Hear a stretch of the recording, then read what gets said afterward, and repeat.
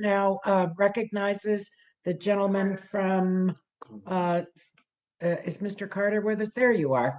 The gentleman from Georgia, Mr. Carter, for your 5 minutes of question. Thank you, Madam Chair, and thank all of the witnesses for being here. We appreciate your participation. Full disclosure, I'm a pharmacist by profession, and as a healthcare professional, I know that accessibility and affordability in healthcare are extremely important to our country. If we're going to talk about public health, we have to make sure that patients continue to have access to pharmacies. You know, pharmacists are the most accessible healthcare professionals in America. 95% of all Americans live within 5 miles of a pharmacy. And that's extremely important to make sure that we have accessibility to healthcare professionals. That's why I was happy and pleased to introduce HR 7213, the Equitable Community Access to Pharmacist Services Act, a bipartisan piece of legislation introduced in our committee. And I look forward to making sure that this legislation gets a hearing and that it gets passed, because it will continue to give us access to pharmacies, and that's very important. And I'm looking forward, as I say, to working with this committee to try to do that. Mr. Shannon, I want to ask you, first of all, it was revealed in April that recently disclosed documents that the Wuhan Institute of Virology had an agreement with the University of Texas's medical branch's Galveston National Laboratory to collaborate on scientific research with the Chinese lab, and that it entitled the Chinese to ask the Texas lab to destroy any secret files. It also, in addition to that, EgoHealth disclosed to the NIH that the NIH-funded research files under their grant were in the custody of the Wuhan lab, and that EgoHealth would need to get permission from the Wuhan lab in order to turn over the records to the NIH. Again, this is EgoHealth, who got a grant from NIH.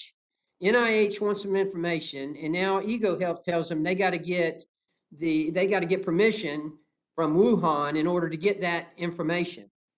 Mr. Shannon, my question for you is, are you concerned about these side agreements between the NIH grantees, that is, those who are getting money from the NIH, the National Institutes of Health, a federally funded program? Are you concerned about those side agreements between them and the Chinese research partners that preclude the NIH from getting access to NIH-funded data? Yes, that's in conflict with the regulation, the grants policy statement that requires that those records be available if they're considered pertinent to the grant. And so if there's a nexus between the grant funding that the one entity received and they subaward something out of that, then that requirement extends. So yes, I would be very concerned with that. But it does go to the whole question of persons accepting risk at a level beyond their authorities or unbeknownst to their organization, and not being able to account for those things. So that's part of the broader issue of these agreements, not only between organizations, but individuals as well. Do you think there are any national security concerns with an agreement like this? And if there are, how can that be addressed? Well, I think when you're talking about research that's funded for critical infrastructure technologies, that certainly falls into the realm of a national security concern. The compliance aspect of this is absolutely something that needs to be addressed to ensure that there's compliance. And as I've said, the rules have been there for a long time, and NIH is not incorrect when they say nothing has changed, the rules have been there, although they put out clarifying guidance to those rules, which is important to make sure it's clear.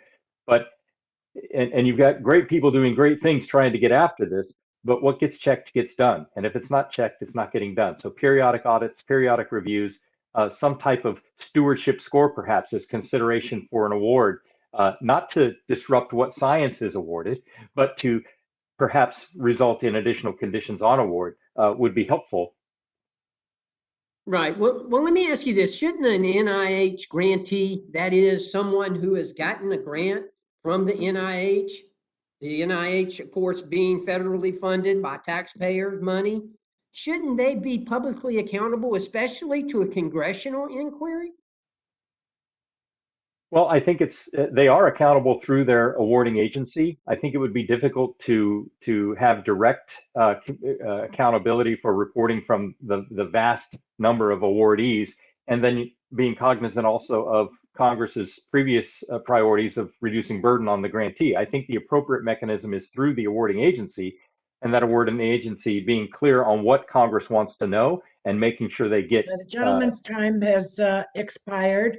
The chair is pleased to recognize